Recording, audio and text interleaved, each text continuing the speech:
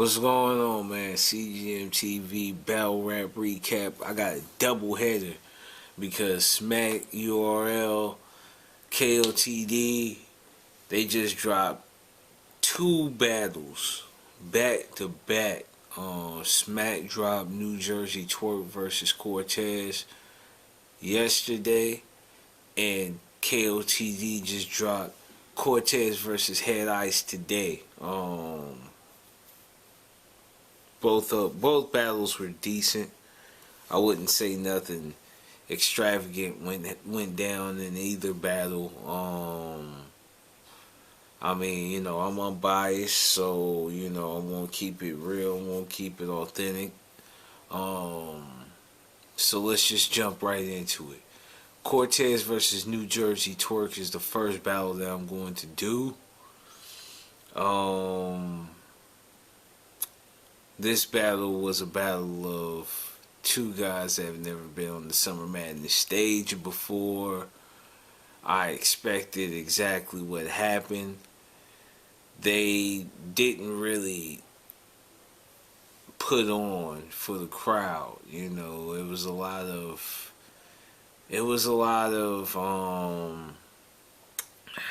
how can you say it, like gimmick bars, the whole Spanish strapped in and the whole, Spanish angle that Cortez took in the first round. It landed. He had a very, very solid first round, so I would give him an 8, based on, like I said, the whole Spanish New Jersey Twerk scheme, and just having a solid round, just doing his thing. I felt like his round was an 8. He could have done a little bit better, and that's just that. New Jersey Twerk goes, and I just felt like there was nothing special about his round. Like, he was spitting. It sounded good. The performance, New Jersey Twerk is going to come with the performance. So, I give him a 7 based off of performance. He was spitting, but it wasn't nothing like crazy. It didn't have me like, man, like, it was kind of ordinary. But with New Jersey Twerk's ability to be able to perform, a lot of average bars were hitting harder than they probably normally should. So that's that. Round 1, I give Cortez an 8. New Jersey Twerk is a 7. Second round. Cortez goes, not really a strong round. I give him a 7 because he didn't choke, but he could have definitely had a better round as far as I'm concerned.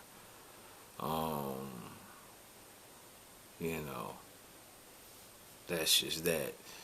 I feel like there was no quotables. There was nothing that he did to make it seem like it was worth actually paying attention to. He spit some dope rhymes, kind of like how New Jersey Twerk was in the first round. He spit dope rhymes, but it just wasn't enough to make the room shake. And on the opposite side, New Jersey Twerk started cooking, and let's just say the building went crazy. Probably a little bit too crazy for some bars that really weren't that great as far as I'm concerned. So I give New Jersey Twerk a 9, even though I don't think that the bars were really that crazy. I don't know if it was this round or whether it's next round. But I guess I'm going to address the bar anyway because it's in the middle of my recap of both rounds. So he had Actually, you know what? It's the next round, so I'm gonna wait. Um, but yeah, like I said, I mean, New Jersey Twerk starts cooking. He officially gets it, you know, hot, and you know, as far as the battle goes, he gets it where he needs it to be. In the third round, Cortez goes, and I would say this is probably his strongest round out of them all, um, which didn't, you know, bode too well for Twerk, because I would have to say that his third was his weakest round. I would give Cortez a 9 for his third. His third was very, very solid. He had, you know, some very, very deep rhymes in his third. He definitely stepped forward and put forth that effort, that intensity in the third. And, you know, he pretty much shut the battle down as far as I'm concerned in the third. You know, I give him a 9. Twerk, on the other hand, he had this line, and this is where I get to come in and say it. I hope it's not in the second round, because then I'm gonna look like a fool. But shit, I've been smoking, so I'm good. You know, but New Jersey Twerk said some line. He did like a Michael Jackson line, and then he was like, "I'm criminal smooth." And I'm like, everyone went crazy, and I'm like, all right, I know maybe things, you know, maybe he didn't mean it like that. Like, maybe he meant, like, you know, like, I understand, you know, Michael Jackson, smooth criminal, criminal smooth, but I never understood how people can just flip the title without saying that they're gonna flip the title and it still be taken seriously. Like, I understand you trying to rhyme and all, but criminal smooth? Nigga, that don't even make sense, even when you flip it. You know, like, it just doesn't make sense. Like, so when I heard that, I was like, he automatically, to me, see me, I'm very, very picky, because, you know, I'm a rapper. So and the one thing that I preach over everything is lyricism.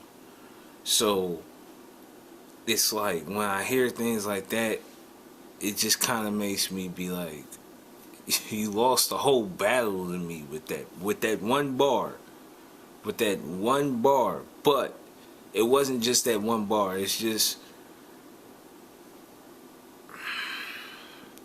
New Jersey Twerk has to understand one thing. Just because you're popular doesn't mean that you're great. He's good. He's good. He's good. But he's not great.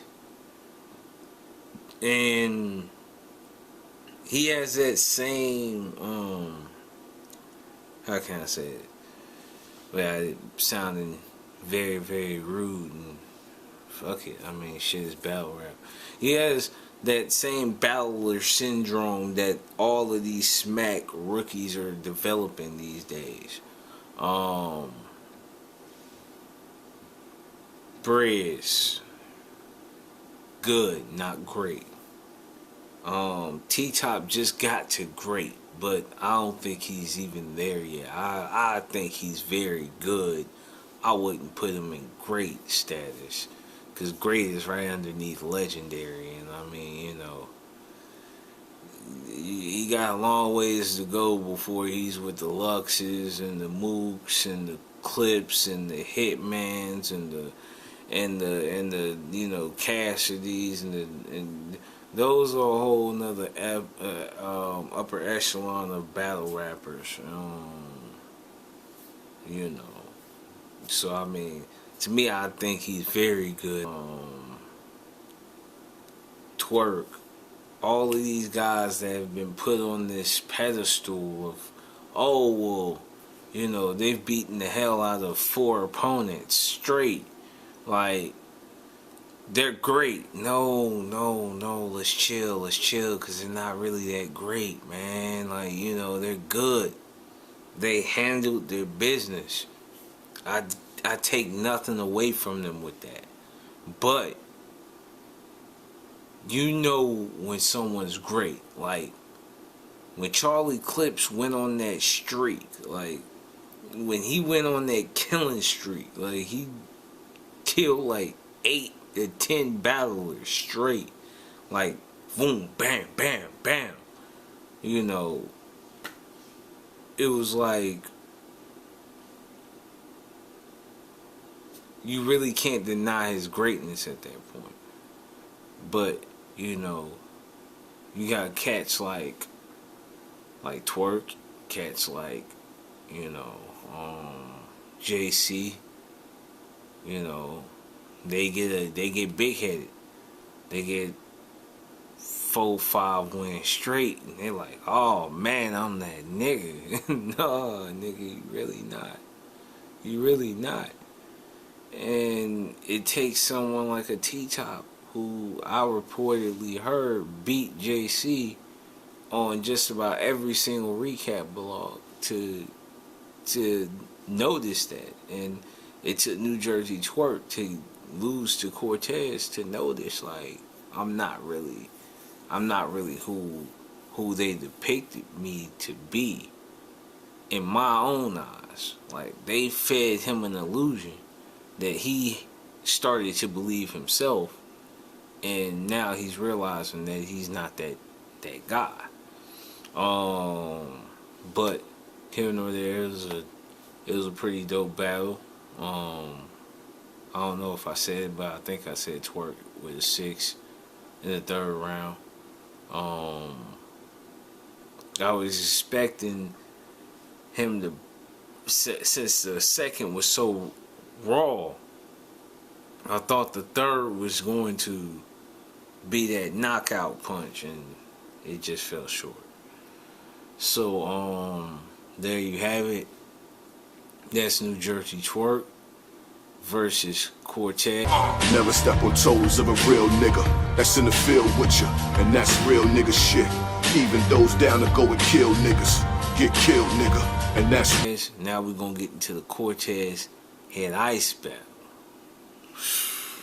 We just gonna get into it. Round 1, Cortez straight swinging. He's swinging for the fences.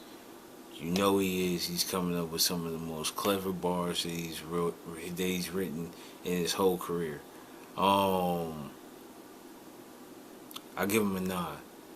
The only thing that separated from a 9 to a 10, it could have gotten a 10, but Cortez, not for some kind of reason, I mean, it's pretty obvious, but Cortez was very, very hesitant. Like he didn't act the way he acted toward Twerk. Toward Twerk, he was very, very aggressive. Like, you could just tell he was more engaged.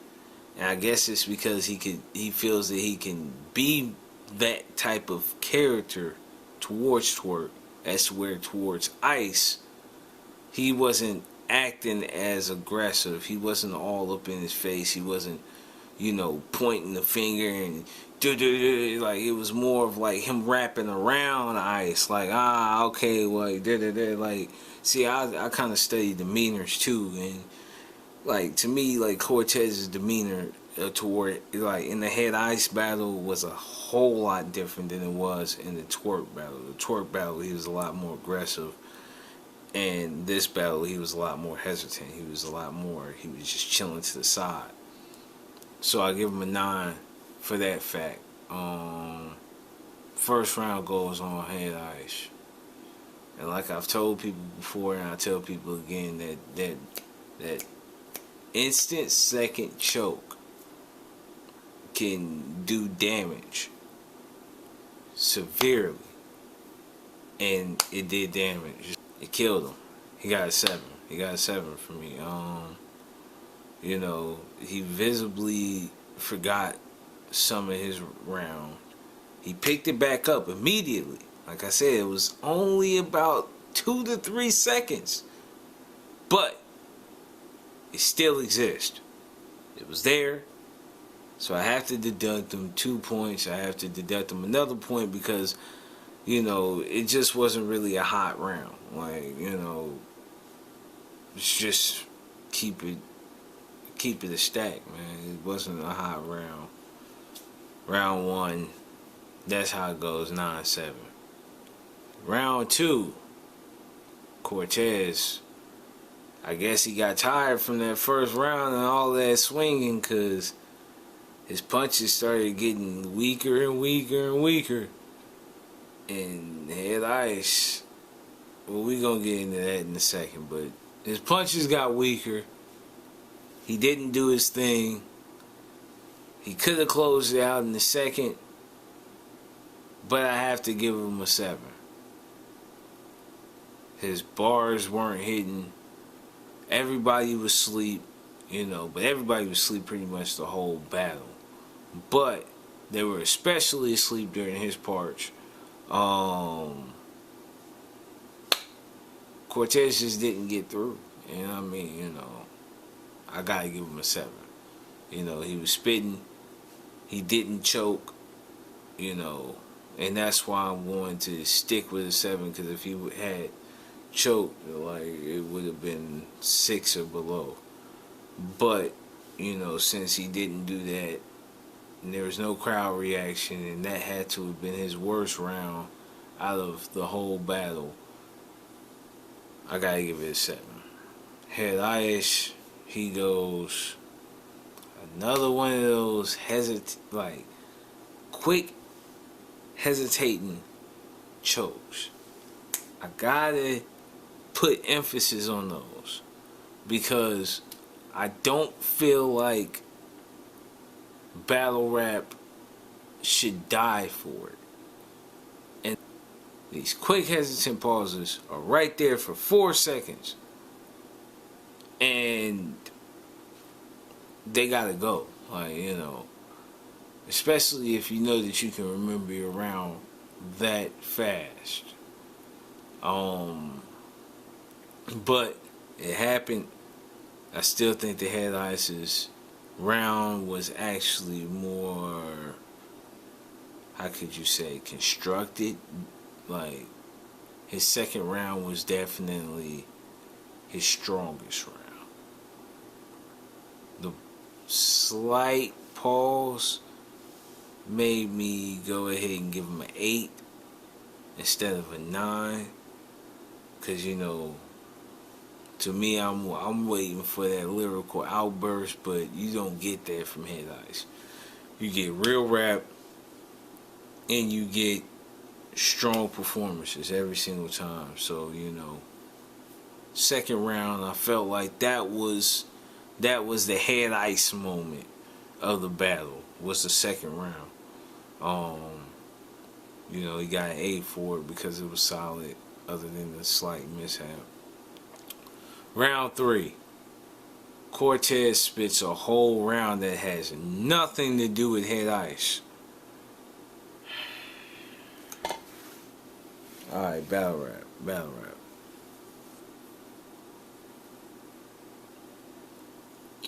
I understand, you know, a lot of people are listening to the whole spit something else other than gun bars and killing and all of that stuff, and I'm with them. 100%. I'm with y'all. But battle rappers, understand that when we ask for that, we're not asking for you to come and give us a lecture about a bunch of stuff that has nothing to do with your opponent. Nothing to do with your opponent, my G. I understand you kind of twisted it to try and make it seem like, oh, well, Head Ice doesn't do enough in the battle rap community and this and that. And really, it was just a way for you to shout out your league. Let's keep it real, man.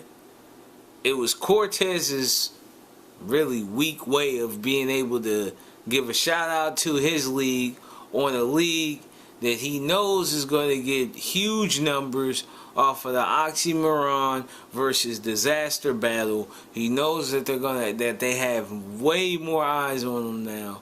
So he uses his third to big up his promotion while being able to say that Head Ice doesn't do enough, woo, while being able to still include him in there, which had really nothing to do with Head Ice, because I could see if, Head Ice was one of these guys to where, he's wanted by a lot of leagues. I would think that there's probably maybe 2 other leagues that are interested in Head Ice's battle rap, I guess you would say services or whatever, and that would be URL and UW.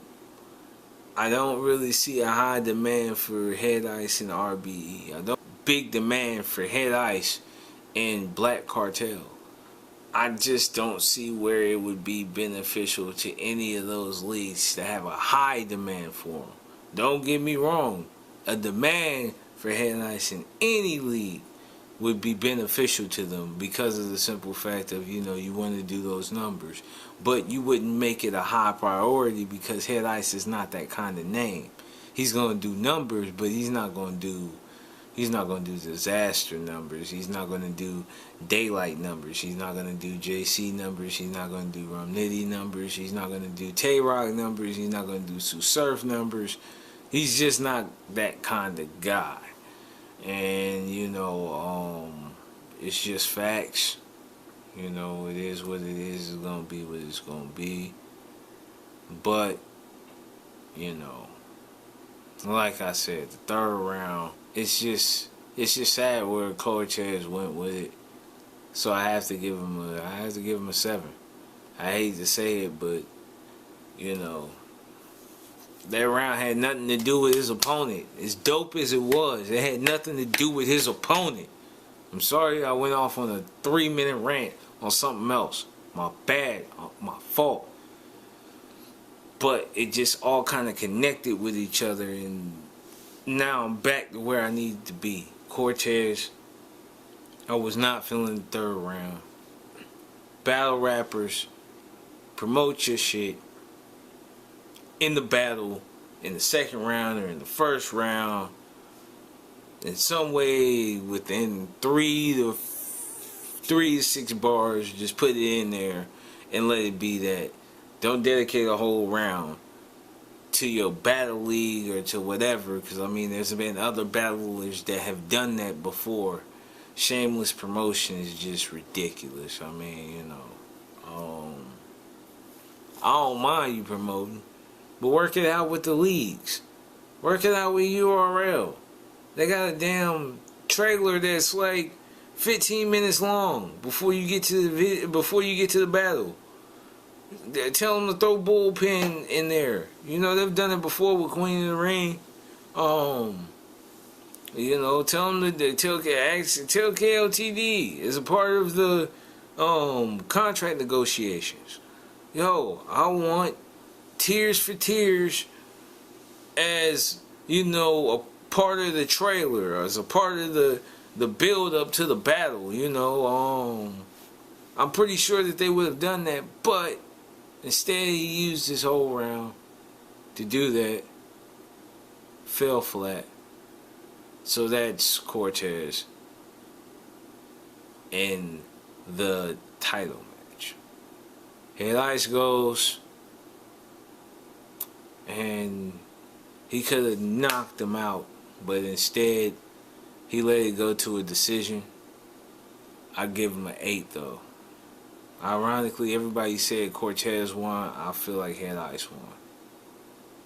I feel like Head Ice won the second and the third round, because Cortez just didn't deliver in the third round like he was supposed to. If Cortez would have delivered in the third round like he was supposed to, it would have been a whole nother story. It would have been a whole nother story. I think that Cortez would have won the battle, and then I think that it would have been a legitimate beef between all of the bloggers and everything in these battle leagues about judge battles. I've seen a lot of bloggers, and I've seen a lot of battle rap supporters and enthusiasts say that judged battles should take place, and battle leagues do not want any participation in it. I understand both sides. You know, one side is saying, you know, these battles, you know, are losing steam because, you know, there's not a decisive winner. Everybody just really just finds whoever that they really like, and then they kind of latch on to them, which is true. It's very, very true. So the bloggers actually have a point. But, you know, I can understand where battle leagues come in and say, well, how do we know that our judges are not biased? You know, you gotta be able to have, you know, really, you gotta be able to have a strategic plan to how you're going to work that out. If they ever come up with a plan, I am a very, very viable option. I'm definitely unbiased, as people will find out when I do my Mount Rushmore episode. But there you have it. I feel like Cortez won the first battle that I reviewed against New Jersey Twerk, and I feel like he lost the second battle that I recapped in the title match against Head Ice. 1236 Empire, CGM the Master Battle Rap Recap. We out. Peace.